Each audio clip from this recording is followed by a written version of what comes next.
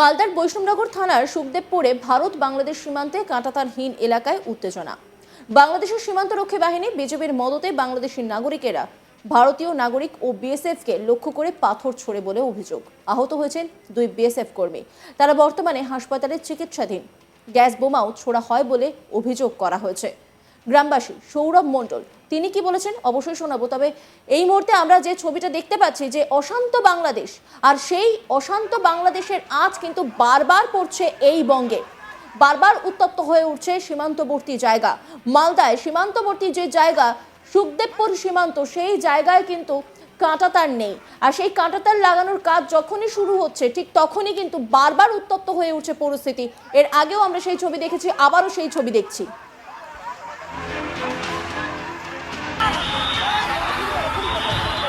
পরিবেশ প্রচুর খারাপ, পরিস্থিতি প্রচুর খারাপ দেখতে পাচ্ছেন।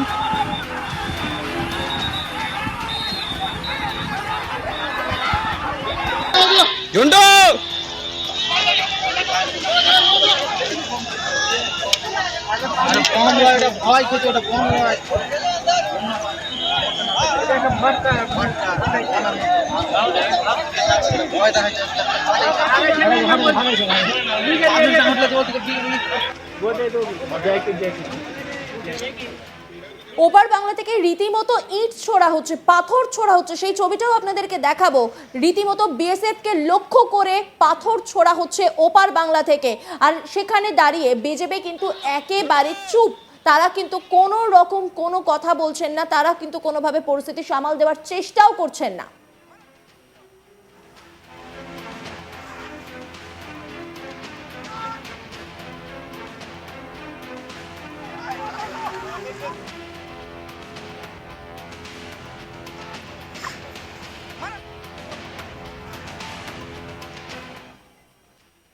এক গ্রামবাসী সৌরভ মণ্ডল তিনি কি বলেছেন শোনাবো আপনাদের। মানে বিএসএফরা যেহেতু 0 পয়েন্টে রয়েছে, পাবলিক ওখান থেকে সরিয়ে দেওয়া হয়েছে এই মুহূর্তে, তো ওরা কন্টিনিউয়াসলি পাথর মেরে যাচ্ছে, কিছু কিছু বিয়ে তো আহত হচ্ছে। কিন্তু স্যাররা দেখছেন, তবু ওরা বলছে যে আমরা দুজন থাকলে আমরা আপনাদের প্রয়োজন না, আমরা দুজনেই কভার করে নেব, আপনারা যদি থাকেন তাহলে আমাদের ডিস্টার্বনেস হবে, ওই জন্য আমরা এই মুহূর্তে সরে এলাম। কিন্তু ওরা ফার্স্ট ওরা অ্যাটাক করে, ওরা সমস্ত লোকজন বাংলাদেশে এখনও মোটামুটি অ্যাপ্রক্স 20,000 লোক হতে পারে। তো ওরা মারছিল, হ্যাঁ বোমা তো করেছে, ওরা মোটামুটি 6-7টা প্রায় বোম করেছে। তারপরে ওরা অ্যাটাক করতে এসেছিলো। তারপরে আমাদের এদিক থেকে যখন পাবলিক প্রচণ্ড হারে উত্তেজিত হয়ে যখন ওদেরকে অ্যাটাক করে যায়, তখন তারপরে ওরা পিছু ওঠে। তার সেকেন্ড রাউন্ডে আবার ওরা অ্যাটাক করতে আসে। তারপরে দেখলাম কিছুক্ষণ পরে ওরা আবার রিটার্ন করলো। তারপরে আমাদের বোমা মেরেছে ওই প্রায় 6-6। কারা মারলো বোমাগুলো? পাবলিক প্লাস বিডিআর জয়েন্ট ওদের অপারেশন, যেটা পাবলিক মানে বাংলাদেশের পাবলিক। হ্যাঁ, এবার ওরা জয়েন্ট অপারেশন চালাচ্ছে, ওরা বিডিআর এবং পাবলিক অ্যাটাচমেন্টে রয়েছে, যেটা আমরা ডাইরেক্ট ফিল করছি। ওরা যদি শান্তি চায় আমাদের সাথে, তাহলে ওরা পাবলিক ওখান থেকে সরিয়ে দিবে। আহত কজন হয়েছে গ্রামবাসী বা বিএসএফ? আমাদের দিক থেকে এখন পর্যন্ত আহত ওরকম বিএসএফ আমাদের হয়েছে 2 জনের মতন, আমরা যেটা দেখলাম। আর বিএসএফদের উপরে পাথর কন্টিনিউয়াসলি হচ্ছে। আর এক গ্রামবাসী বচ্চন মণ্ডল তিনি কি বলেছেন শোনাবো আপনাদের। ওদের বিডিআর, ওদের পাবলিক বাংলাদেশের আমাদের উপরে বোম ঝাড়ে এবং ঝাড়ে ওরা বাংলাদেশের নাগরিকরা, বাংলাদেশের বিডিআর নাগরিক সবাই। ও ভাই কতগুলো বোম মেরেছে? প্রায় 6-7টা বোম মেরেছে। তোমরা পালিয়ে আসছিলে? না, আমরা একটু পিছনে উঠেছিলাম, আমরা পালাইনি। আমরা 0 পয়েন্টে থেকে আমরা 1 পাও নড়িনি। আমাদের যে যতদূর আমাদের এরিয়া ওখান থেকে আমরা 1 পা নড়িনি। বোম মারছিল ওদের বিডিআর। আতঙ্ক লাগছিল? আতঙ্ক আমাদের আতঙ্ক নেই, আমরা ভারত মায়ের সন্তান, আমাদের কোনো আতঙ্ক নেই। আমরা যতদূর পারবো আমরা মরণ জীবন দিয়ে আমরা লড়বো ওদের সাথে। বলছি 2 জন বিএসএফ দেখলাম আহত হয়েছে, কিসে আহত হলো?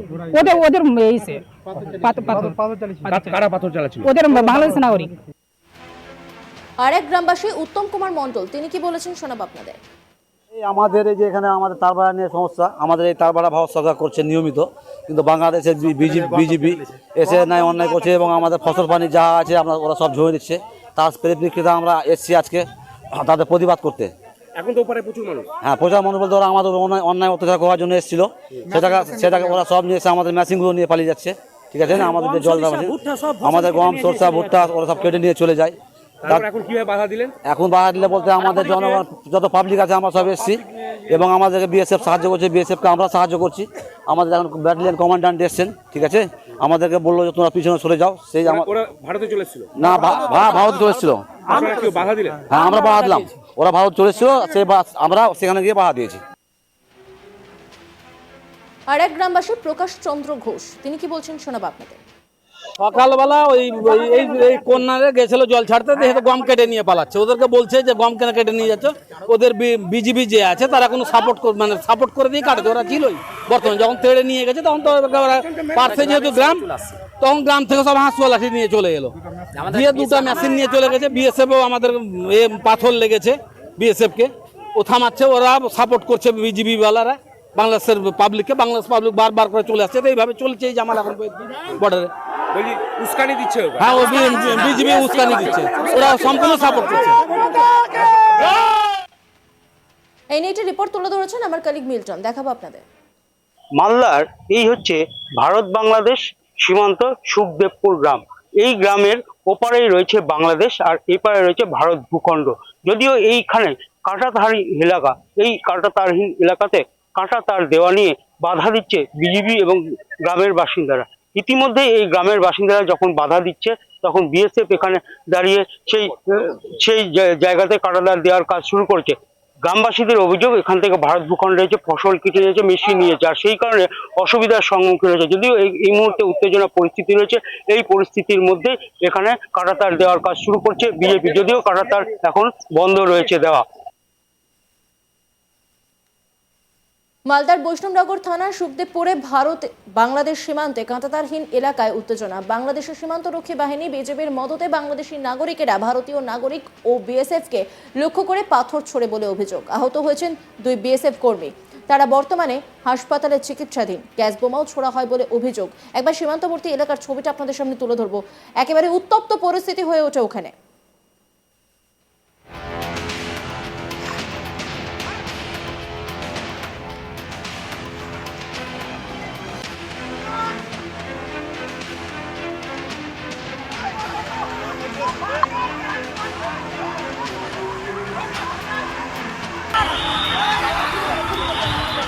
পরিবেশ প্রচুর খারাপ, পরিবেশের পরিস্থিতি প্রচুর খারাপ, দেখতে পাচ্ছেন।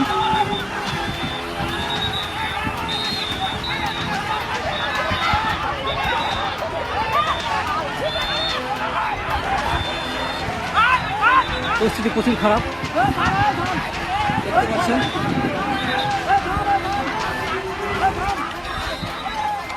আমরা আছি বাংলাদেশ বিশ্বের বর্ডারে, আমাদের ইন্ডিয়ার গম। অন্যান্য খবরের আপডেটের জন্য অবশ্যই নজর রাখুন আজ তাক বাংলার ইউটিউব স্ট্রিমিংয়ে। লাইক, কমেন্ট, শেয়ার এবং সাবস্ক্রাইব করতে ভুলবেন না।